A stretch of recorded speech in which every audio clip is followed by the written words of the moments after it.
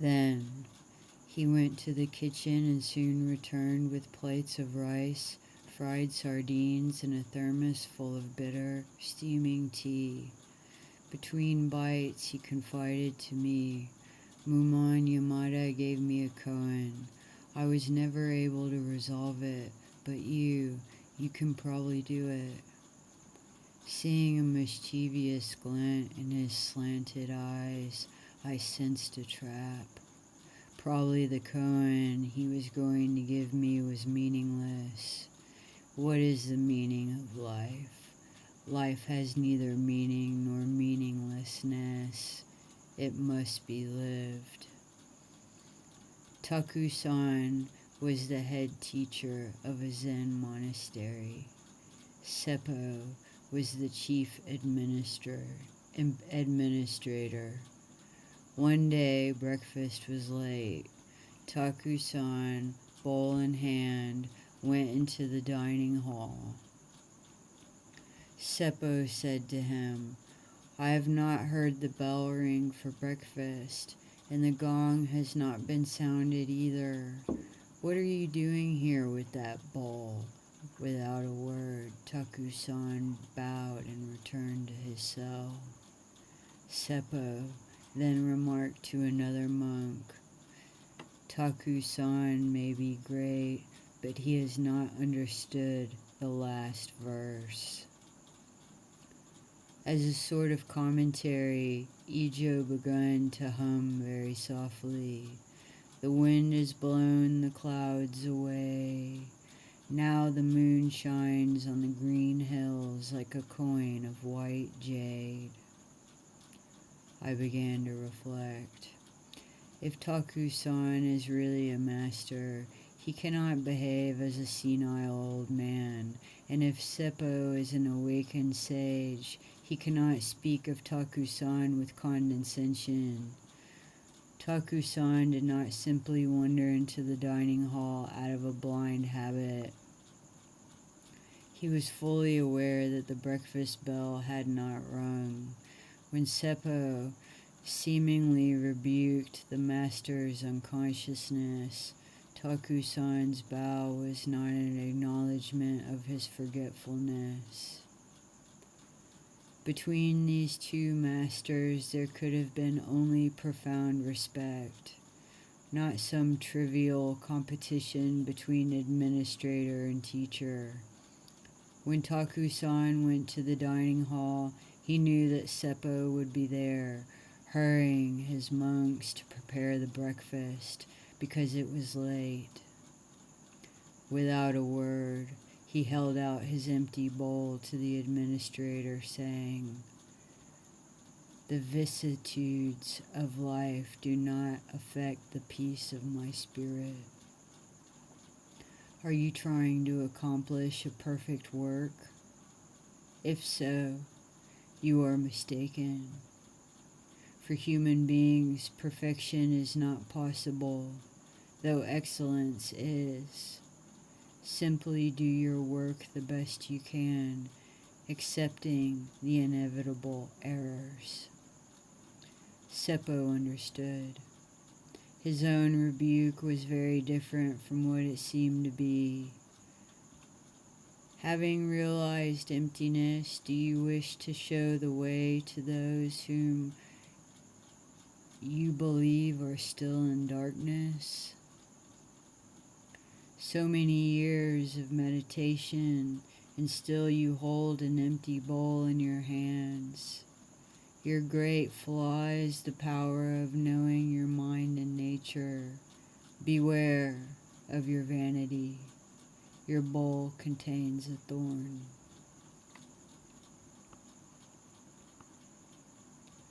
Taku-san bowed his head in recognition that self-consciousness is the last trap. Seppo's words, like the wind blowing away the clouds, enabled Taku-san to realize that seeing his own perfection is an imperfection. To be in unity is to conquer the dualism of actor-observer. Taku-san returned to his cell. that is, to himself. He still had to learn to dissolve himself, to offer his consciousness as the ultimate gift to the eternal void, leaving aside all metaphysical search. The mysterious commentary by Seppo about Takusan not having understood the last verse refers to a tradition borrowed from ancient China by Zen masters. In their last moments, enlightened sages would write a poem, leaving the essence of their life experience to their disciples or to their children. The Buddhist monk Zi Ming, condemned to die, dictated this poem before his head was cut off.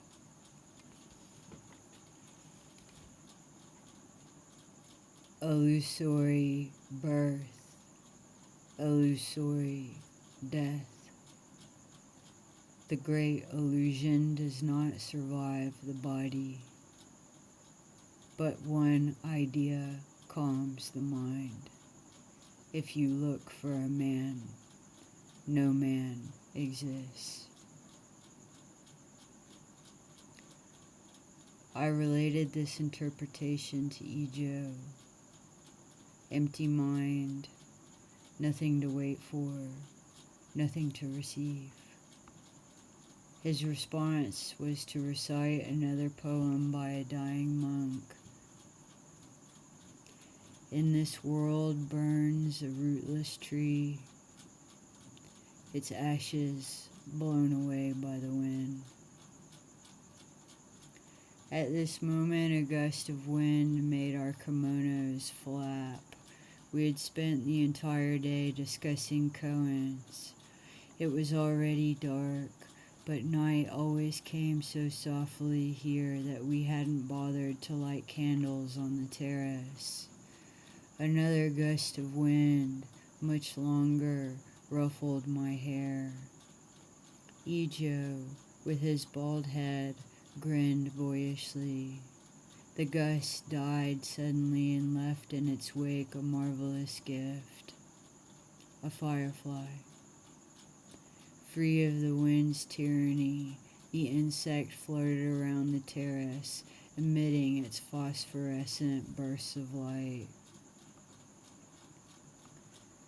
Ijo murmured, "Little star, your language of light offers a teaching to us."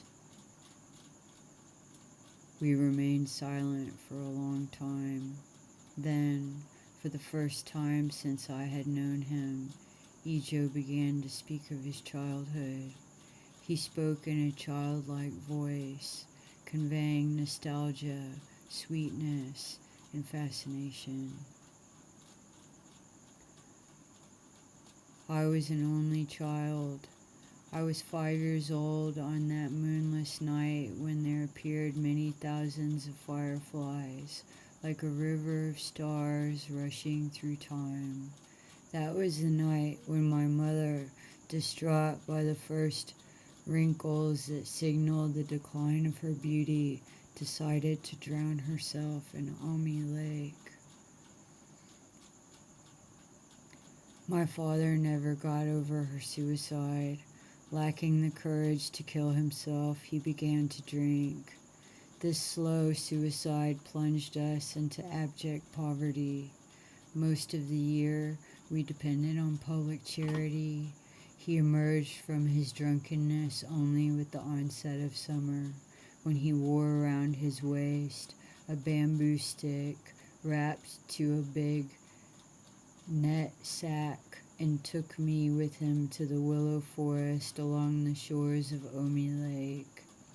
We lived in the region of Ishiyama, a province of Goshu, where several merchants specialized in buying and selling fireflies. They sent them to big cities in little wicker boxes. Rich city dwellers avidly bought these little creatures and then released them for their feast so that everyone could admire this scintillating beauty. The more frightened fireflies are, the more brilliantly they shine. If you startle them, they become paralyzed for a time before taking flight. Kyubi, my father, hated these insects, blaming them stubbornly for triggering my mother's fatal depression. Like a silent cat, he sneaked up until he detected their presence among the willow leaves. Leaping out suddenly, he began striking the leaves violently with the long bamboo stick. The insects froze and fell to the ground, shining brightly like countless precious jewels. In order to collect as many of them as fast as possible, my father scooped them rapidly into his mouth. When it was so full he couldn't hold any more, he spit them into the covered net sack that I held open and then closed quickly. The night was as dark as this one. My father was dressed in black so that insects would not see his approach. Suddenly, in the total darkness, his cheeks began to shine. The insects inside his mouth were frantic and shone with such great intensity that the light lit up his cheeks like a red lantern. When he spit out his prisoners, a luminous jet spewed from his mouth. I gathered this stream of light into the net sack, which became my soul. I imagined my father as a kind of demonic god, expelling his power into me, the transmission of a mysterious gift of knowledge. My father was glad to punish these insidious phantoms who had stolen my mother. He firmly believed that the light of each insect was the burning soul of a dead person. When we returned to our humble home with me carrying a sack of at least 500 insects, he would recite haiku passed down to him from his ancestors, and I had tears of joy, wishing that this summer would never end. Ijo paused, sighed deeply, and murmured, "Permanent impermanence." Drying the tears on his cheeks with the ample sleeve of his robe, he lit a candle. Then, after a loud burst of laughter, he recited, "Mizu I kite, haiku naritaru, hotaru kana." In a raucous voice, he recited it again, this time separating and counting the syllables of each verse. Mizu I kaite, Mizu I kaite, Mizu I kaite, Mizu I kaite, haiku naritaru, haiku naritaru, haiku naritaru, haiku naritaru, haiku naritaru, hotaru kana, hotaru kana, hotaru kana, hotaru kana. He smiled with satisfaction. 5, 7, 5, a haiku. The first 5, like the fingers of a hand, signify ordinary human reality. The 7, like the 7 chakras, signify awakened mind, cosmic unity. The third 5 returned to ordinary reality, but this time with something new, the light of consciousness. Chiding him playfully, I said, "Your poem is beautiful, Ijo, with a mystical rhythm, but remember, I'm not Japanese. Would you be so kind as to translate it for me?" To my astonishment, this foreigner who did not speak Spanish very well rapidly produced a translation. Llegando al agua, hace una reverencia la lucernaga. Arriving at the water, the firefly dips in a gesture of reverence. This was the first time Ijo had ever spoken of his personal life. I was moved by this revelation of the vulnerable, nostalgic child in him who was still there after so many years of meditation. Did he seldom speak of them because these memories were not an obstacle, but an intimate treasure? For an instant, my personal limits faded. My body merged with the cosmos. The roots of my thoughts were the stars, and Ijo's past was my own. I ventured to comment upon the haiku.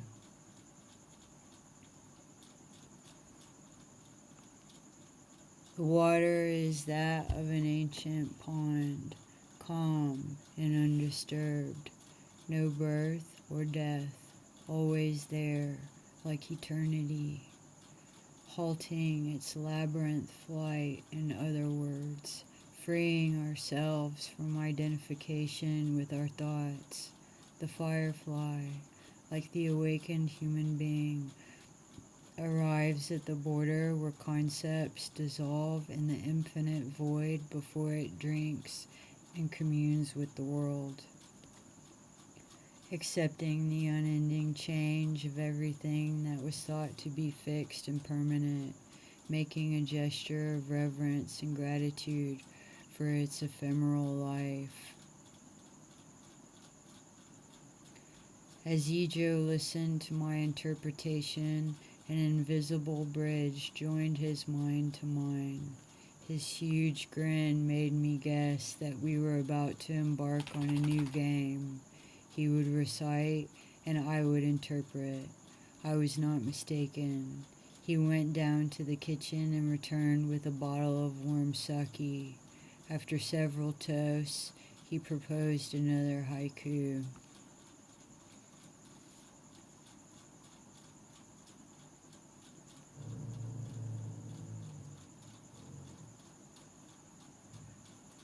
Ake nereba, kusa no ha no minzo, hotaru kago.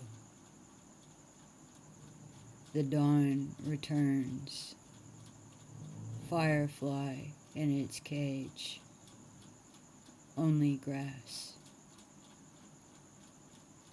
I replied, when dawn comes, the light of the sun makes the fireflies opaque. No enlightenment, no ignorance, no master, no disciple, drunk, altogether, we will sing like frogs who swallow fireflies and croak at the moon with phosphorescent bellies. Ijo gave a loud ho of satisfaction and executed a graceful little bow, then half singing, Ame no yawa shita bakari iku hotaru kana. Night of sudden downpours, fireflies fluttering on the ground. Ijo, my dear friend, I think that Buddhas must adapt to their circumstances. Even in the mud, fireflies still shine. In adverse circumstances, the awakened mind, true to itself, does not trouble itself or give way to despair. Oh, easy to say, very difficult to realize.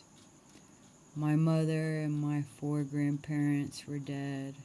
I was a child whose only family was a father who was drunk 9 months of the year. In spite of my young age, I could understand his widower's grief, but he never understood my orphan's grief. Through long nights of pouring rain, forcing myself to smile, performing my filial duties, my heart was fluttering in the mud. When I was 9 years old, I returned from school one day to find my father speaking with a Zen monk, shaking a piece of paper in my face. Kyubei said, "This is a contract that gives Kikusoken Kodaishi the right to kill you if you don't apply yourself to practicing his teachings. Make no mistake, from now on, being a good monk is a matter of life and death for you. Now, eat your rice and go to bed. Tomorrow at dawn you will leave with your teacher for the Horyuji monastery. I am unworthy of raising you. If you stay with me, you'll become a beggar. This is the last time we will see each other." Then he took me in his arms, and we both wept. At midnight, I heard his soft steps going outside. I looked out the window and saw him walking toward the willow forest, taking great care in order not to disturb the sleep of my future mentor. I took a half hour to get dressed and left the house to spy on my father. I found him kneeling near the lake, so motionless in the moonlight that he seemed like a silver statue. To my great surprise, in spite of the winter cold, a solitary firefly appeared. Its great size and brightness indicated it was a female. After circling several times around my father's head, it settled on his forehead. Then, with the slowness of a dream, he began to walk with tiny steps towards the mirror of the motionless lake. Without making any waves, he entered it little by little until his head finally disappeared under the water. The firefly never left his forehead. In my child's mind, the lake had consumed my mother and my father. Ijo took a long drink of sake. Then he recited, "Moi, Yasuki, Mata ki Yasuki, Hutaru kana." Swiftly, you light up. Even more swiftly, you go out. Insect of light. At this moment, I saw us, the Zen monk and myself, in the midst of the river of time, in the center of an infinite sphere, burning like 2 logs, like 2 joyous fireworks, which leave no trail in the sky, savoring the paradise of the instant, a moment that would never repeat itself. Should we weep because we leaped into the void? With no beliefs to console us, without inventing a destiny for ourselves through compulsive actions, what would we do with this inevitable life? As if reading my thoughts, Ijo recited 2 more haiku as a kind of response. Yono fukuru, hodo okinaru, hotaru kana.